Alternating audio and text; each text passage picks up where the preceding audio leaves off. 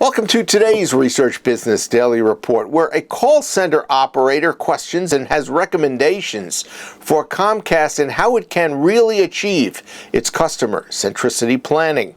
And a researcher points out inherent biases in data collected from the ever-so-inviting social media sphere. RBDR is sponsored today and this week by Toluna, which in celebrating its 15th anniversary is also anxious to share its vision of the future of market research, and will direct you at the end of today's report to a specially prepared video to that effect. We hope that you recall Comcast CEO Neil Smith's announcement last month about the cable business recommitting itself to meet customers' needs.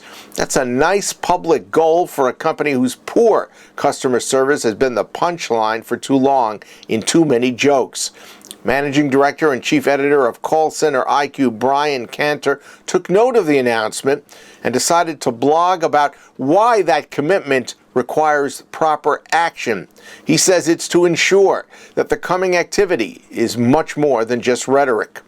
Comcast, Cantor wrote, has established a high bar for improvement and has not, despite what some customers might think, been deliberately offering a poor customer experience. Cantor asserts that Comcast has routinely, 1, failed to identify gaps in its customer service capabilities, and 2, failed to develop effective strategies to bridge those gaps. Comcast says it is going to spend $300 million to overhaul its customer experience capabilities. That will include 5,500 new customer service jobs, complete retraining of staffs, 3 new contact centers, and other pledges. But all of that will mean nothing, Cantor wrote, if Comcast does not dig deep to identify inhibitors of its success thus far. Now, he gives a thumbs up to the initial plan to rely on Net Promoter Score as Comcast's new core customer service metric. But Cantor points out that NPS will not dictate what Comcast needs to do to drive the change. There will be new technology, a revamped training program, new policies, and an expanded customer support function that all need to be built around what customers actually want. So, Cantor advised that new technology has to feel to customers like it is enhancing their experience. The new training for the customer service personnel must be in accordance with cultural and service expectations of the customer base. And customer-oriented competence has to be infused in each call center and channel.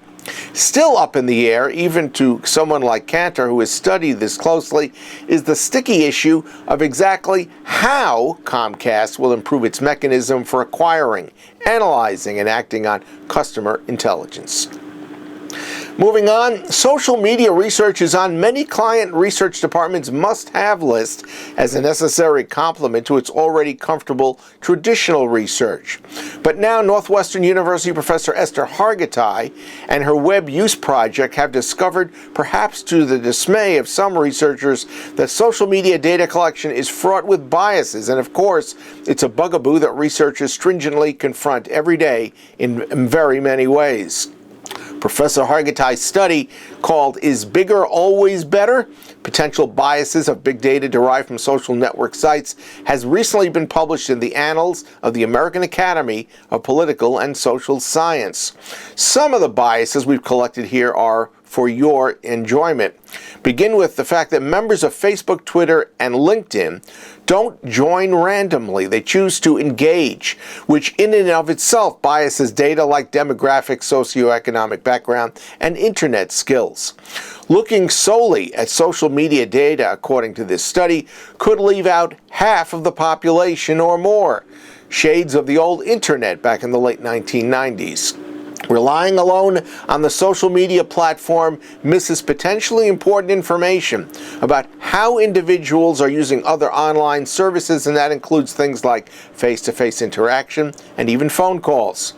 Hargitay concluded how critical it is to seek out additional data sources to supplement information derived from active social media users. Now, the fact that a lot of traditional research is already in research departments can work its way perhaps to solving some of that issue. That is your Research Business Daily Report. We've been sponsored by Toluna. ready to share some detail on its 15th anniversary of a compelling vision about the future of market research.